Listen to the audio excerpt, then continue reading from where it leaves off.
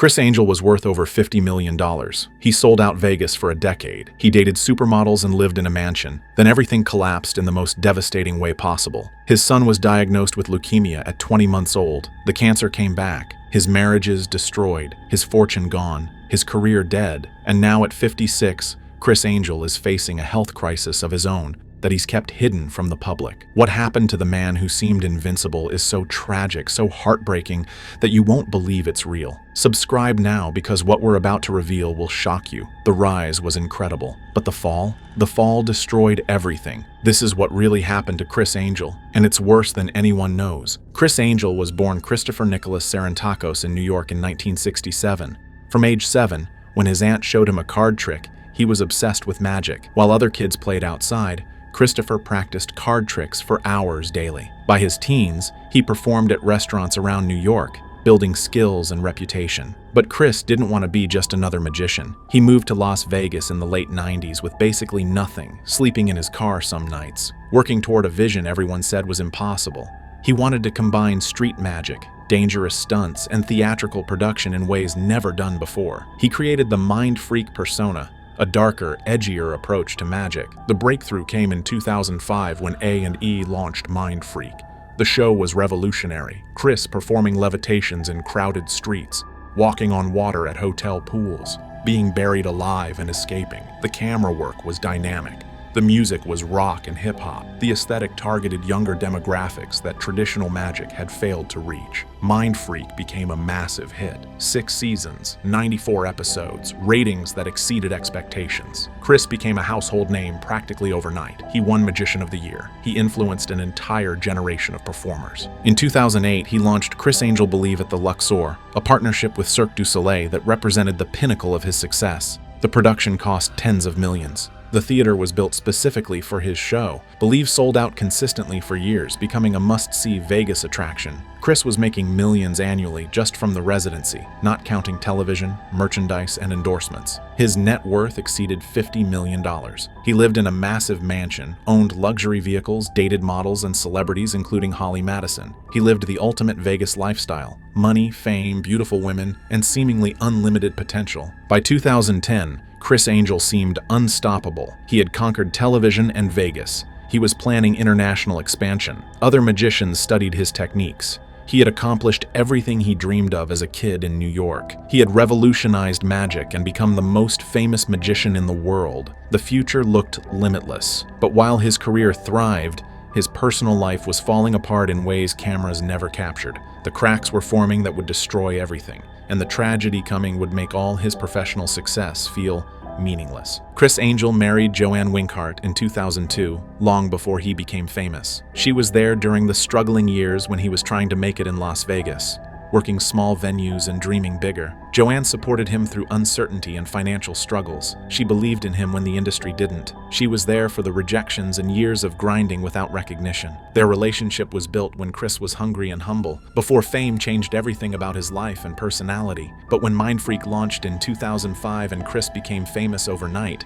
their marriage couldn't withstand what followed. Fame destroyed them in ways neither anticipated. Criss was suddenly traveling constantly for filming and appearances. The television show required extended periods away from home. When he was in Vegas, he was consumed by building his residency and managing his rapidly expanding career. The lifestyle of being a famous Vegas magician was completely incompatible with stable marriage. There were rumors of infidelity, stories about him partying with models and celebrities. Whether rumors were true or not, they were growing apart rapidly. She wanted the man she married, the struggling magician who needed her. He had become someone different, a celebrity whose ego was inflated by constant attention and whose priorities had shifted completely away from their relationship. By 2006, during Mind Freak's explosive success, they separated.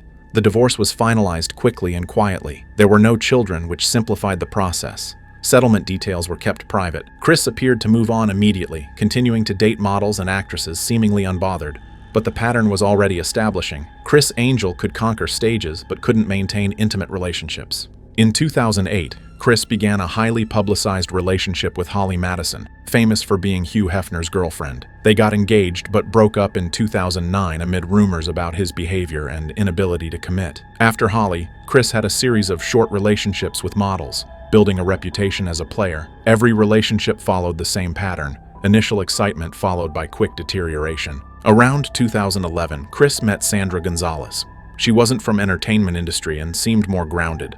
Their relationship appeared more serious. In 2014, they had a son together, Johnny Christopher Sarantakos. For a moment, it seemed like Criss might have found stability. He posted about being a father and wanting to be present. But the relationship with Sandra had problems from the beginning. They never married, suggesting commitment issues. And within a year of Johnny's birth, their relationship would face a crisis so devastating that it would expose every crack in their foundation and ultimately destroy any chance they had together. In October 2015, Criss Angel's entire world shattered. His son Johnny Christopher, just 20 months old, was rushed to the hospital with alarming symptoms. After extensive testing, doctors delivered the diagnosis every parent dreads: acute lymphoblastic leukemia, one of the most aggressive forms of childhood cancer. The prognosis was uncertain, the treatment would be brutal, and there was a real possibility Johnny might not survive. For a man who had spent his career creating illusions of control and performing death-defying stunts, this was a situation where he was completely powerless. No trick could fix this. His child was fighting for his life, and Criss could do nothing except watch him suffer. Everything stopped immediately. Criss canceled shows without hesitation. The man who had prioritized career above everything suddenly found that none of it mattered. He moved into the hospital with Johnny, spending every moment at his son's bedside. The treatment was brutal to witness. Chemotherapy destroyed Johnny's tiny body. He lost his hair. He got violently sick. He underwent countless procedures. Criss watched his baby boy, who should have been playing and learning to talk, instead fighting to survive in a hospital bed. The psychological toll was devastating. Criss fell into deep depression. His relationship with Sandra, already strained, collapsed under the stress. They were coping in different ways, and instead of bringing them together, the crisis tore them apart. They separated while Johnny was still undergoing treatment. In 2016, Criss went public with Johnny's battle. He used his platform to raise awareness and created the Johnny Christopher Children's Charitable Foundation to fund research. The public response was overwhelming with support, but going public also meant invasion of privacy. During the worst period of his life, critics questioned whether he was exploiting his son's illness for sympathy and relevance. After months of brutal treatment, Johnny went into remission in late 2016. It was a miracle they celebrated with relief, but the trauma left permanent scars. Criss was not the same person. The experience had broken something fundamental in him. His relationship with Sandra was destroyed beyond repair, and when Criss tried to return to performing, audiences noticed the difference immediately. The energy was gone. The passion had been replaced by exhaustion and sadness. The man who returned to the stage was a shadow of the mind freak who had once ruled Vegas. He had survived his son's cancer battle, but he hadn't survived it intact. When Criss Angel tried to return to work after his son's cancer battle, it became clear that something fundamental had changed. The performer who took the stage was not the confident, energetic mind freak that audiences remembered. His heart wasn't in it anymore. The passion that had fueled his performances for decades had been extinguished by trauma. He went through the motions, executing tricks with technical precision, but the spark was gone. Critics noticed immediately. Reviews that had once praised his innovation now described performances as tired and uninspired. Audiences could feel the difference. Ticket sales began declining steadily. The Criss Angel Believe show at the Luxor, which had been a massive success, started struggling. Creative differences emerged between Criss and Cirque du Soleil. There were budget overruns and conflicts about revitalizing a production clearly past its peak. In 2016, Believe closed permanently, ending an 8-year run. The closure represented not just business failure, but a symbolic end to his Vegas dominance. Criss launched Mind Freak Live at Planet Hollywood in 2016, attempting to recapture past magic. But it was a smaller venue with a much smaller budget. Production values were noticeably reduced. Critics described it as trying to recreate past glory rather than innovating. And Vegas had moved on. Newer, flashier shows were competing. Younger magicians were attracting audiences. Criss was becoming yesterday's news. His television career collapsed even more dramatically. Criss Angel Believe on Spike TV from 2013 to 2015 had significantly lower ratings than original Mind Freak. The show felt more staged and less authentic. When it wasn't renewed, Criss pitched multiple new concepts to networks. None were picked up. The industry had moved on. He attempted touring with the phenomenon, but he wasn't filling large theaters anymore. Smaller venues weren't selling out. Reviews pointed out that his tricks felt outdated compared to contemporary magicians.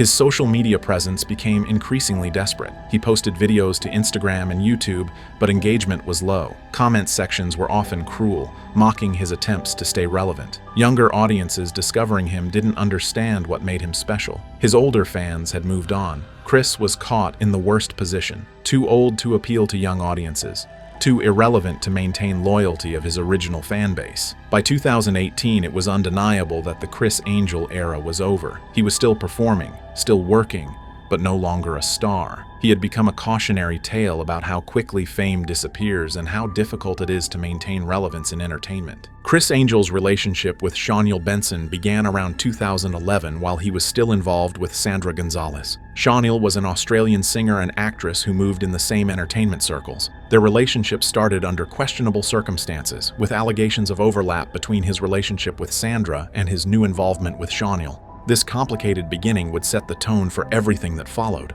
When Sandra became pregnant with Johnny in 2014, the situation became tangled. There was confusion about the timeline of relationships and who Criss was actually committed to during this period. The fact that Criss had a child with Sandra created immediate complications and animosity between the two women that would poison relationships for years. Criss and Shaunyl married in 2015, right in the middle of Johnny's cancer treatment. They were attempting to create stability during absolute chaos. A wedding during such traumatic times seemed romantic, but they were building a marriage on a foundation of crisis rather than genuine compatibility. Both were dealing with overwhelming stress from Johnny's illness. Neither was in a psychological state to make sound decisions about commitment. The marriage was doomed from the start. As Johnny underwent brutal chemotherapy, Criss and Shaunyl were coping in completely different ways. Criss shut down emotionally, becoming withdrawn. Shaunyl was dealing with her own trauma. Instead of supporting each other, they began blaming each other. Arguments became constant. Communication broke down entirely. By 2016, while Johnny was still receiving treatment, Criss and Shaunyl separated. The timing was devastating. Their son was fighting cancer, and his parents couldn't stay together. They attempted to co-parent while both drowning in grief, which predictably didn't go well. The separation became public, with media speculating about reasons. Both began using social media to air grievances, posting cryptic messages clearly directed at each other.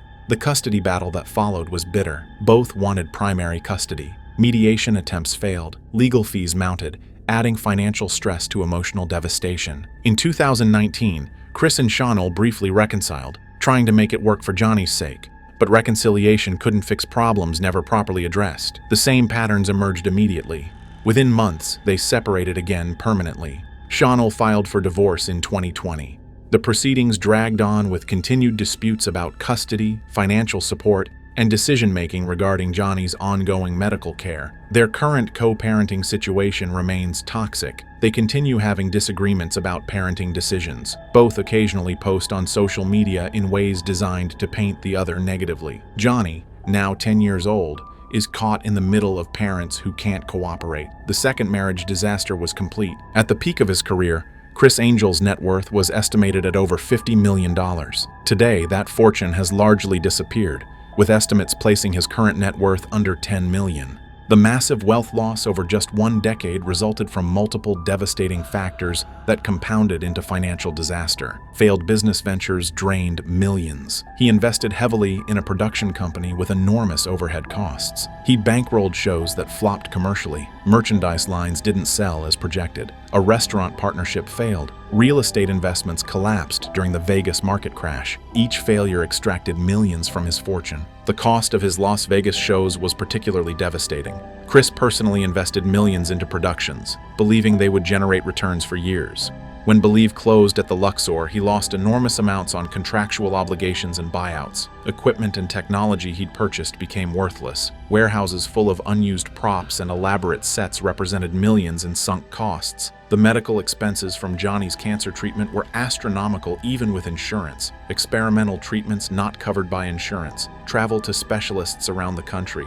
Years of ongoing monitoring and care. The charitable foundation he created drained resources beyond what he could afford. He made donations publicly while privately struggling to maintain them. Divorce settlements and legal fees consumed millions more. His first divorce to Joanne included settlement payments. The custody battle with Sandra over Johnny involved extensive legal fees. His second marriage divorce to Shaunyl included property division, spousal support negotiations, and ongoing child support obligations. Legal fees for prolonged custody disputes disputes added up rapidly. The lifestyle he couldn't afford to give up made everything worse, maintaining a mansion with expenses far exceeding his declining income, luxury vehicles he couldn't sell without admitting financial problems, staff he kept employing to maintain appearances, image maintenance costs for someone trying to look successful while broke, pride preventing him from downsizing to something affordable. His current financial situation is precarious.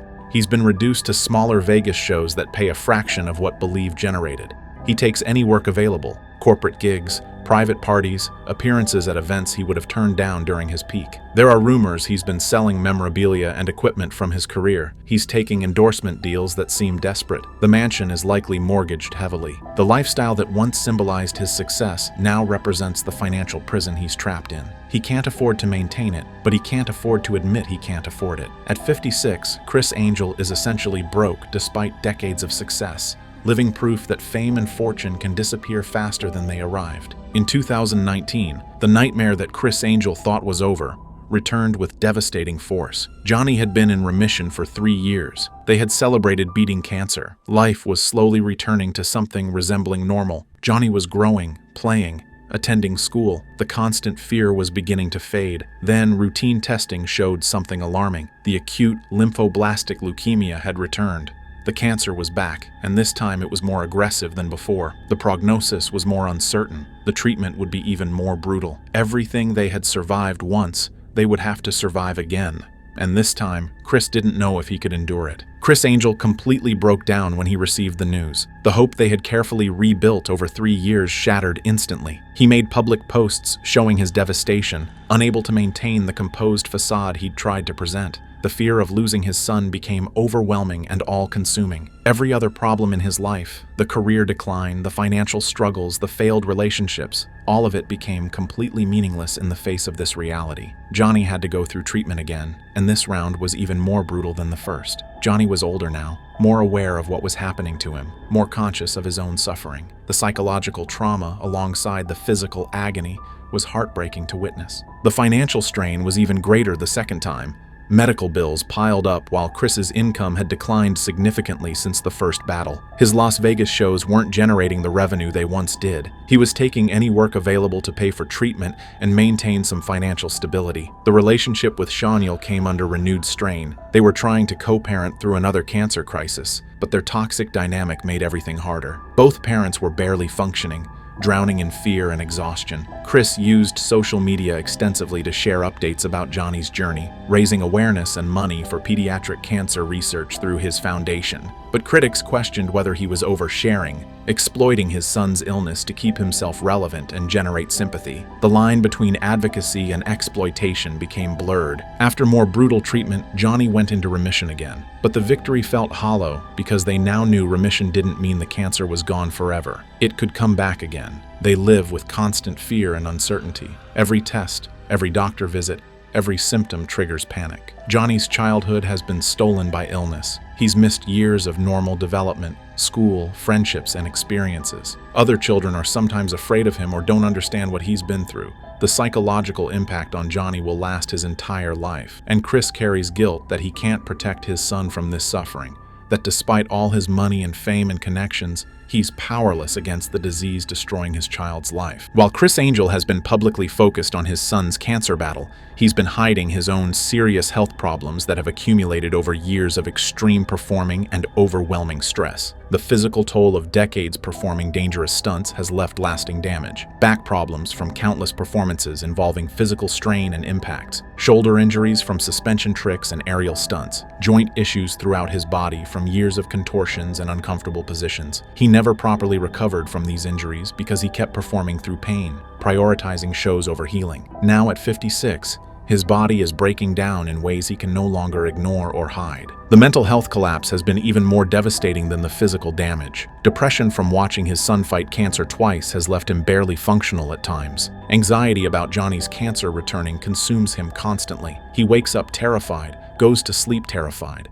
lives in perpetual fear of losing his child. The trauma of watching Johnny suffer through brutal treatments twice has left psychological scars that therapy hasn't been able to fully address. He's on medication for depression and anxiety, but the medications bring their own side effects and complications. He's had emotional breakdowns that people close to him have witnessed, moments where the facade completely crumbles. There are serious concerns about substance use and dependency. Rumors suggest he's been using prescription medications beyond what's medically appropriate. Pain management for his physical injuries may have crossed the line into dependency, using substances to cope with the overwhelming stress and trauma of his son's illness. Friends and colleagues have noticed behavior changes consistent with substance abuse. There have been interventions from people who care about him, confrontations about his use of medications and possibly other substances. But Criss has been in denial about the extent of the problem, insisting he has everything under control when clearly he doesn't. Aging in an industry that favors youth has created additional stress.